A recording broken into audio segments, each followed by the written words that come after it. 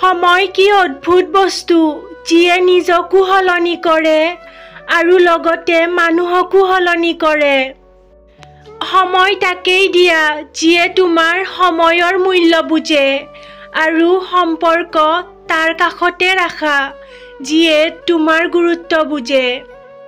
সময় ভালেই হওক বা বেয়া পাৰ হৈ যায়, কিন্তু মনত থাকি যায় কিছুমান মানুহ আৰু সিহঁতৰ কিছুমান ব্যৱহাৰ। সকলোৱে কয় সঁচাকে ভাল পালে এদিন নহয় এদিন ঘূৰি আহিবই, কিন্তু মই কওঁ সঁচাকে ভাল পোৱাজনে কেতিয়াও এৰি নাযায়। যিয়ে আঘাত দিয়ে তেওঁ পাহৰি যায়, আৰু যিয়ে আঘাত পায় তেওঁ জীৱনতো পাহৰিব নোৱাৰে। সুন্দৰ মানুহ বিচাৰিব গৈ তুমি তোমাৰ সুন্দৰ জীৱন ধ্বংস নকৰিবা, কাৰণ পৃথিৱীত সুন্দৰ মানুহৰ অভাৱ নাই, কিন্তু সুন্দৰ মনৰ মানুহৰ বহুত অভাৱ। স্বাৰ্থ শেষ, ভাল পোৱাও শেষ, এয়াই বাস্তৱতা। স্বাৰ্থ থকালৈহে মানুহে আপোনাৰ ওচৰত থাকিব। কোনো কষ্টই চিৰস্থায়ী নহয়, এদিন নহয় এদিন সমাপ্তি হ'বই। মন দিব পাৰি, ঘূৰাই ল'ব নোৱাৰি। ভালপোৱা সৃষ্টি কৰিব পাৰি, শেষ কৰিব নোৱাৰি।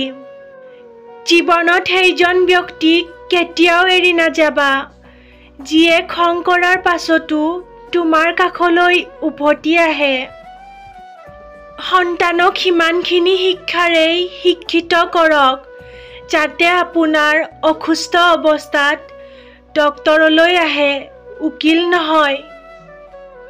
সুখ কেতিয়াও জোৰ কৰি আনিব নোৱাৰি, যেতিয়া আহে সকলো লৈ আহে, আৰু যেতিয়া যায় সকলো লৈ যায়। পাই হেৰুৱাতকৈ একেবাৰেই নোপোৱাই ভাল, পাই হেৰালে বেছি কষ্ট হয়। অহংকাৰ নকৰিবা, পতন হ'ব, আৰু বেছি সৰল নহবা, এই স্বাৰ্থপৰ সমাজে তোমাক ঠগাই দিব। নিয়তি এনেকুৱা এটা বস্তু, 1 মিনিট আগতে আপুনি হাঁহিছিলে, আকৌ 1 মিনিট পিছত কন্দুৱাবও পাৰে। যিজন ব্যক্তিয়ে অলপতে বহুত সুখী হয়, তেওঁ কিন্তু অলপ আঘাত পালেই বহুত কষ্ট পায়। যিজন ব্যক্তিয়ে আপোনাক ভাল পাব জানে, তেওঁ কেতিয়াও অৱহেলা নকৰে।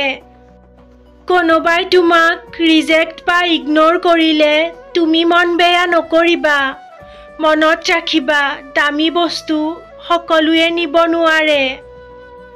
ভৰসা আছিল, বিশ্বাস আছিল, পাছত গম পালোঁ সেইটো মোৰ ভুল আছিল। আপুনি গোটেই পৃথিৱীৰ সৈতে যুঁজি যিটো মানুহৰ পক্ষত কথা ক'ব, এদিন সেই মানুহটোৱে আপোনাক সময়মতে চিনিও নাপাব। কি অদ্ভুত নহয়নে? চকু পুখুৰী নহয়, তথাপিও পানীৰে উপচি পৰে।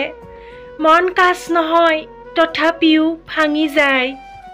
প্ৰকৃত সত্য হ'ল আপোনাৰ কষ্টবোৰ একমাত্ৰ আপুনিয়েই বুজিব, আন কোনেও নুবুজে।